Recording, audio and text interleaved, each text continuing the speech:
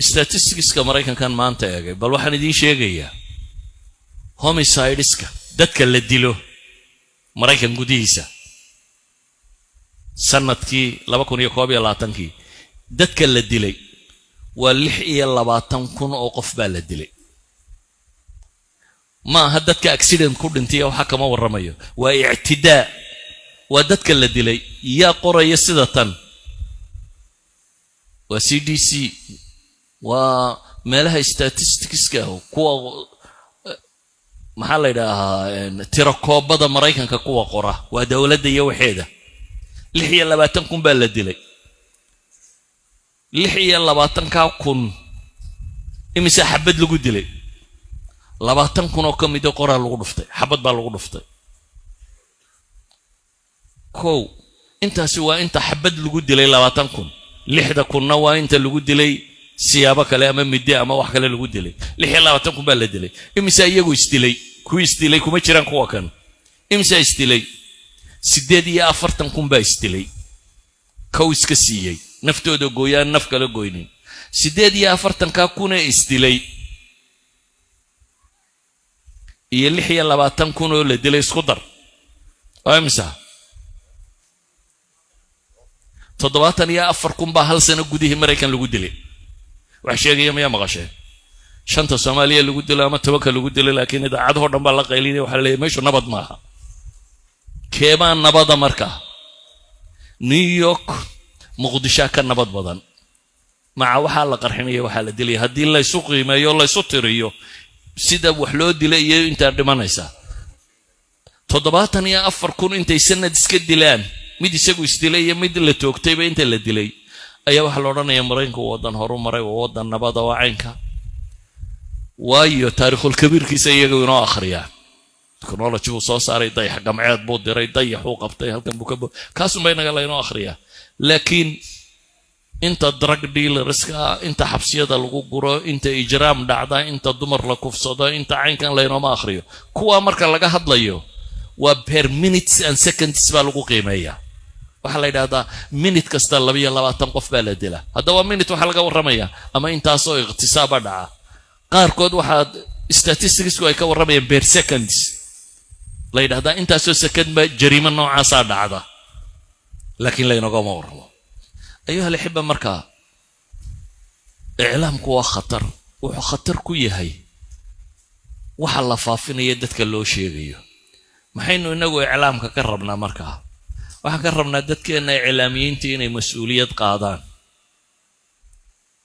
اعلامku mas'uuliyo u baahan yahay wuxuu u baahan yahay inuu noqdo mir'atun limaadi al-umma al-islamiyya inuu noqdo iyo wajhun li haadirina sidaba inuu uga waramo taariikhda islaamka sidaba inuu uga waramo xaqaaqiqda jirta اعلامka waxaan ka rabnaa inuu noqdo adawaatu tawxiid wixii dadka kulmin lahaa fikri ahaan aqeeda ahaan dadnimo ahaan ama kala qoraha noqdo ama kala daawadaha noqdo ama kala ugu hadlaha noqdo inaga se اعلامkeenu inta uu khilaafsay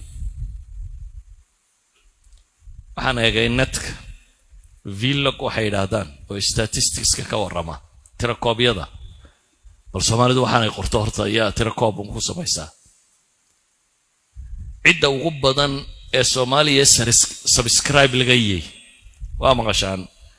dhalinyaradu markay meesha soo galaan waxay ku yiraahdaan gambareelka taabo subscribe ka taabo share gare waxa sayidin akhriyaan Soomaaliya waxaan maxay u akhrinayaan lacag bay raadinayaan waayo اعلانka yar ee markad ku jirto ka soo dhaxbaxa اعلانkaasi Google sanatibu ku qaataa hadii viewerskaagu ay bataan marka adigana sanatidaas sanati ka siinaya qofkani marka wuxuu rabaa sidee loo daawan karaa wax kasto qariiba iyo beena iyo wax kasta waa inuu sheegaa si markaad cinwaanka aragto madaxweynaha la dilaad sooreensaa madaxweynaha lama dilinay wax kale ka waramaya waayo wuxuu rabaa inaad click tiraahdo clickta aad siiso isaga lacag baa ugu jirta qarba $20,000 qaata bishii laakiin waa 20,000 xaraana oo balay baas lagu qaatiyo dad isku dirkood waxa markaa meesha ku jira muxuu yahay اعلانku inuu mas'uuliyad qaado oo iyagu reer galbeedku waxay ku odhanayaan xorriya makfuula weeyaan iclaamku wuxuu doonu qorayaa laakiin haddana waxay yidhaahdaan gentleman's agreement baa jira gentleman agreement aan qorayn laakiin dadku ay sameeyaan maxaa ka mid ah مثلا wadannada qaarkood waa mamnuuc in jaraa'idkooda lagu qoro page dambuulay jaraa'idkooda oo mawtaaga lagu tacsiyeeyo waa mamnuuc page-ka tacsiyada in lagu soo daro dadka istila waayo waxay leeyihiin waxa dhiiri gelinaysaa in dadku istilo sida ogeed cid kasto kale waa tacsiyeyn kartaa laakiin dadkii isdilay haddii dadka istila lagu soo qoro dee waxay noqonaysaa kumaanku muddada ku qormaya oo dhammaantood aad leedahay hebel lagu istilay allah u naxariista ay soo qorayaan haddii kaa lagu qoro waxay leeyihiin waxa dhiiri gelaysaa dadku inuu istilo waddan ka mida waddannada reer galbeed ayaa waxay yidhaahdeen war dadkan istila maynu tijaabino maxay isu dilaan dadku sababtu waa maxay markaasaa la yidhi la ogaan kari maayo ee dowladdu ha samayso meel dadku isku dilaan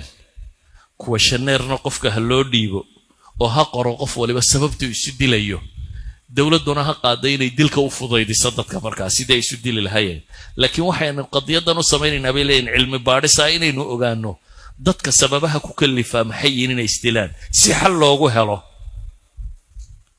dowladda waxay furtay markaa meel dadku isku dilo miyaad rabtaa inaad istishaha sida ugu fudud aad isu dili kartaan ku sheegayna kaalay baa la leeyahay sidee baad dil aan alam lahayn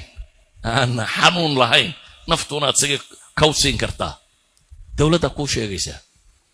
laakiin shartigu waa maxay istimaarada buuxi waxaad buuxinaysaa maxay